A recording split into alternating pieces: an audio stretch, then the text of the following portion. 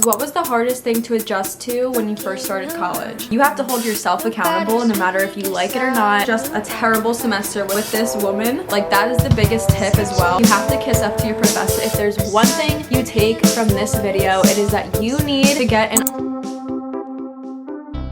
Hey guys, what is up and welcome back to my YouTube channel. I feel like I haven't sat down and talked to you guys in so long, so I'm so excited to be filming this video today, and I have a really good feeling that today is going to be a good one, and I hope it's very helpful to whoever may need it. But really quickly, if you are new here, make sure you hit that subscribe button. It would really help me out and we can become friends, okay? You guys can join me on this little journey that I'm going on, trying to grow my YouTube and chase my dreams. So if you would just be so kind to hit that subscribe button, it would mean so much to me. So yeah, other than that, let's get right into the video. If you are watching this and you do not know who I am Sim. I am 21 years old and I just graduated college this past summer. I graduated with my bachelor's degree and I did it in only 3 years, 3 years rather than 4. So I graduated an entire year early, and I'll get into it on how I did that and like what you guys should do if you want to graduate early and just like, you know, my whole situation. I will get to that. But since I just finished college and I had experience on campus and online, I figured I would do this video and just kind of give you guys advice, because I know a lot of you guys are, you know, just starting college or you are just starting your first in-person year at college. So I know how scary it can be, and I just want to give you guys some tips. So I put on my Instagram story for you guys to ask me whatever questions you had about college, whether it's in person, online, and I'm just gonna answer them. And I figured it would just be way more entertaining if I was like doing something as I was answering the questions. So I'm gonna be doing my makeup because why not? I literally have nowhere to go, but I'm just bored. So starting off with some SPF, of course, as my base. So let's start with a little bit about me and about my personal college experience slash like what my goals were when I first was starting out. I personally went to a community college, so I didn't, you know, go away to school. I stayed home. I commuted every single day. I didn't, you know, have a dorm. I literally just stayed in my bedroom the entire time. I never got that experience of going away. So I decided to go to a community college because I knew that I didn't really know what I wanted to do with my life, and I didn't really want to just spend so much money on a random college out of state if I didn't even know that what I wanted to do would require like a really good college education, if that makes sense. Because I always knew that I wanted to do YouTube, and I always knew I wanted to do something really creative and like with social media, and a lot of the time like you don't really need college for that, and you know, not every job requires college, and college really isn't for everybody, which I kind of struggled with for a while because I was like, it all just felt kind of very risky to me and I was just scared. So to be on the safe side, I went to a community college because I was like, I still want to figure out what I want to do, and I don't want to be, you know, putting myself in so much debt if I end up like not really even needing my degree for whatever I end up doing with my life. So long story short, my entire college career was split in half. The first half I was in person going to school, and then the second half Corona hit and I was online. So I got basically a 50-50 experience of being on campus and then being online. So I'm going to just start answering your guys' questions. So this is a good first question. It says, what was the hardest thing to adjust to when you first started college? Transitioning from high school to college, I would say the biggest thing that I had to like adjust to mentally was the fact that no one was going to be holding me accountable anymore. It literally had to be me. When you get to college, it's like, this is your life that you're talking about and you're paying to be there, so you have to hold yourself accountable no matter if you like it or not. It's just something that you have to do. You would have all these assignments for all these different classes, and they all had their own specific due date. You have to be accountable to make sure that you get it done by that day, and if you don't hand it in, no one says anything to you. Like, it's not like high school where your teacher is gonna be like, oh, where's your assignment? Or like, I'm gonna tell your parents if you don't hand in this assignment or something like that. Like, no. If you don't hand it in, like, they just don't say anything because that's on you, and it's going to reflect in your grade, and if you failed the class, then you're gonna lose out on all that money you spent on that specific class. So literally everything you do is your responsibility, and you have to stay organized. You have to keep yourself up to date with everything. Like, no one is gonna do it for you, so you have to do it yourself. It was a big wake-up call when I got to college, and I actually had to like put in the work. I actually had to stay organized, make sure I got my stuff done on time. So to help with that, I would really suggest you get a planner. I'm telling you, you, a planner is going to help you so much, but you actually have to use it. Like, I used to always get planners in high school and then I would never use them. So definitely train yourself to actually use it, make lists, put all your deadlines in the calendar, and manage your time on how you're gonna get all of it done. And trust me, it will be so much less stressful that way, and you will always be on top of your stuff. And another big tip is to make sure you have all of your syllabuses saved. Like, never throw them out. When you get your syllabus on the first day of school, do not throw it out. Make sure you have a printed copy of it so you could always refer back to it, because those are like your whole guide to the entire class, and they're actually like super helpful throughout the year. So definitely don't lose them. This next one, I've been getting a lot of them. It says, how do you manage to stay motivated during a pandemic when everything is online, or just literally in general, how to stay motivated in school? For me, the goal of graduating in general kept me motivated. You know, like, I wanted to get good grades. It was always important to me to get good grades. Even if I didn't really care about the class that I was taking, I still just needed to get good grades because that's just like how I am. I decided that I wanted to graduate early, like when I first started college, because like I said, I always knew I wanted to do something creative. So in my mind, the sooner I graduated, the sooner I would be able to give my all to what I actually want to do, which is social media. I stayed motivated by thinking in my head, I want to graduate. I want to grind now so that I can graduate early and I could really start doing what I actually want to do. So the first year and a half of college, I took probably like 20 credits a semester, which is a lot of credit. Usually like people, like my friends and stuff, were taking like 12 to 15 credits, and I was like taking so many credits because I just wanted to graduate early. Another question is, what did I major in? So I ended up picking a major that would help me get to be a speech pathologist, because that was like the only thing I could really see myself doing. So I started to get into speech and I took a bunch of speech classes and I actually liked it. I thought it was very interesting and I was pretty good at it. So I majored in linguistics and I minored in speech pathology because that's just like how my school did it. But in order to become an actual speech pathologist, I would have to go to 2 years of graduate school, which I have not yet applied for because, like I said, I'm taking this year off and like really figuring out what I want to do. That is what I want to do, then I will end up going to graduate school, but I don't know yet. I'm still like figuring things out. This next one says, best and worst experience with a class/professor. Okay, I have a good one for this. My first semester as a freshman, I had to take this class that was just like required for my college. It was like so weird. It was kind of like a history class. Everybody had to take it. Basically just like simple 100 level class. Of course, the class that I got stuck with was with the meanest, most harshest professor ever.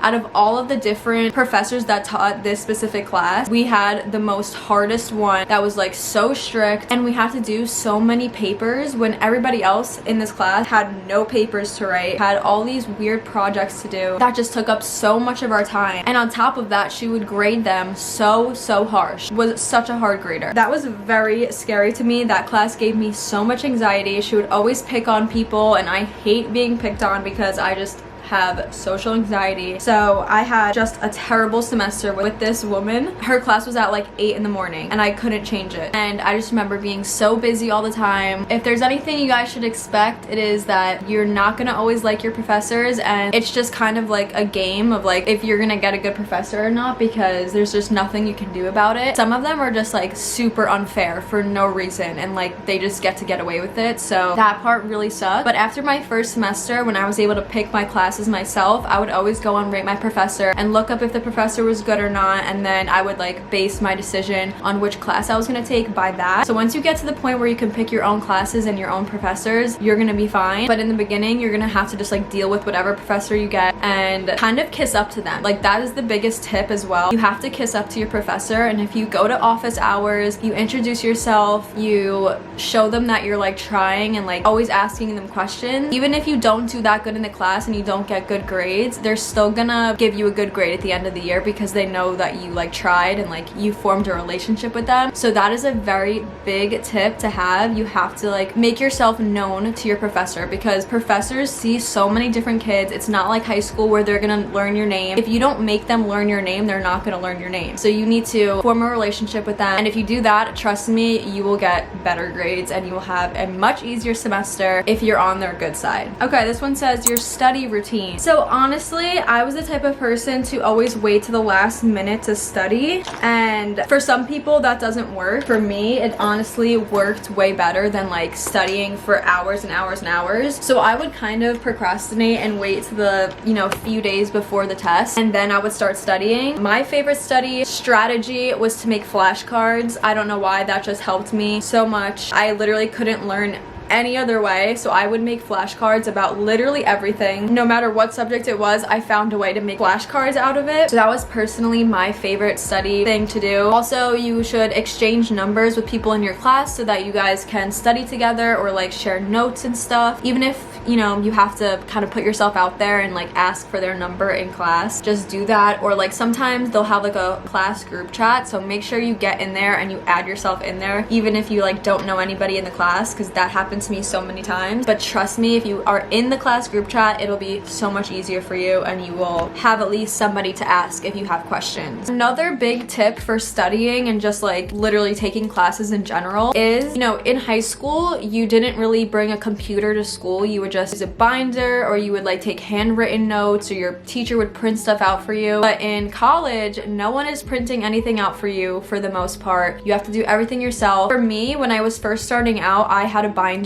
like how I did in high school, and I learned very quickly that, you know, writing your own notes was like very hard to do in college because some professors move very quickly, they talk very fast, and it's just like, you know, not it sometimes. I started to just not bring any binder with me. I would only bring my computer. But then I started to use an iPad, and that literally changed the game for me. So I just wanted to tell you guys, if you are deciding between an iPad or a computer to get for college, trust me, get an iPad. Like, it is a lifesaver, especially if you get the Apple Pencil. There's so many different apps where you can write your notes as well as record. So you can record on the app, and like you can record your teacher speaking so that even if you miss something, you can go back and listen to what she said later on when you're studying. And it is so helpful. I'm telling you guys, if there's one thing you take from this video, it is that you need to get an iPad for college. It is so helpful. You can keep all of your syllabuses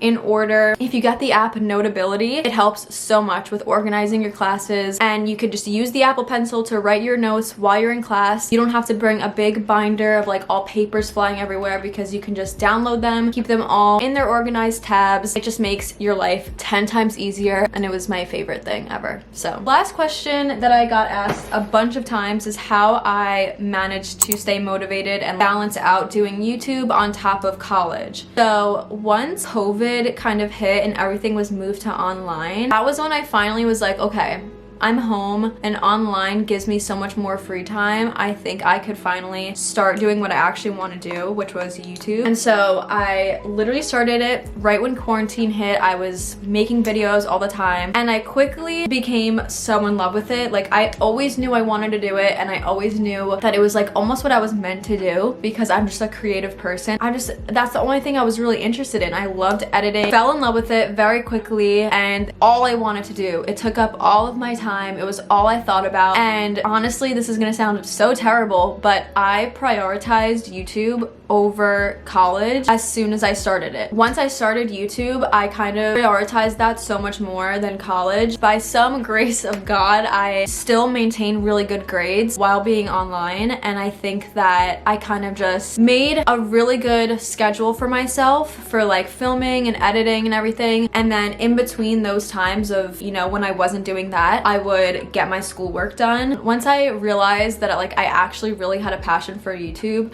I kind of was like, okay, something is telling me that like this is just what I really want to do, and that this is what I was meant to do. So I'm just gonna take this time and put my all into it. So it was a little hard to balance out school and everything, and I was kind of slipping a little bit because, you know, I would miss assignments and I would be not doing as well on tests and stuff. But thankfully, because it was online, it was like easier for me to kind of like catch up and like fix my mistakes. That's why I was very excited that I was able to graduate a whole year early, because I was like, okay, okay. Now I could really focus on YouTube, like really put my all into it and just see where it takes me. So that's basically what I'm doing. So if you're somebody who also kind of wants to do the same thing as me and like wants to explore more creative jobs that like maybe you don't really need college for, then I would suggest, you know, try college first. Give it a really good shot. Don't just give it a little bit of time and then give up. It takes time. Just really try your best and see if college is for you, because you know, sometimes you will find a profession that you really love and that you want to pursue in college, and that is amazing. So I really do think that everybody should go and see if it's for you, and if it's not, then that's okay, and if it is, then that's also okay. We'll get the hang of it. You will meet friends. I had a kind of a unique experience where I didn't really meet that many new people. I didn't really make that many new friends because, like I said, I went to a community college. I was really just there just to get my degree. But if you're going to a college where you're like dorming and like you're gonna have a new roommate and stuff like that, I promise you're gonna make new friends. You're going to find your people. You're going to have so much fun. Just do your best. I hope that this was helpful. I don't really know. I feel like I was just rambling a lot of the time. I don't know,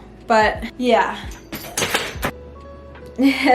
Anyways, if you guys have any more questions, let me know down below. Maybe I could do a part 2. I feel like I'm very like scatterbrained today. I really hope that this was at least a little bit helpful to at least one of you guys out there. So if you liked this video, please give it a big thumbs up. Comment down below when you start college and what college you're going to, so that maybe there'll be like someone in the comment section that's going to the same college as you and you guys can be friends.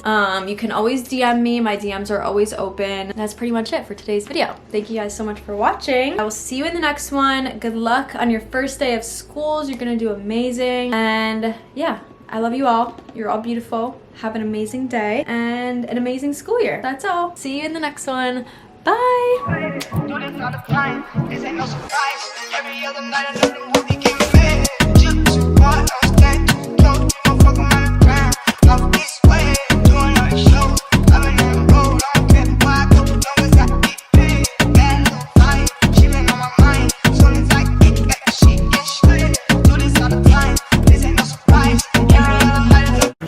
They said that this nigga fucking her. Wanna see me lately. Wonder why they bitch wanna date me. Wonder why they cannot escape me. Wonder why some goofy nigga on the internet richer than them with brace teeth.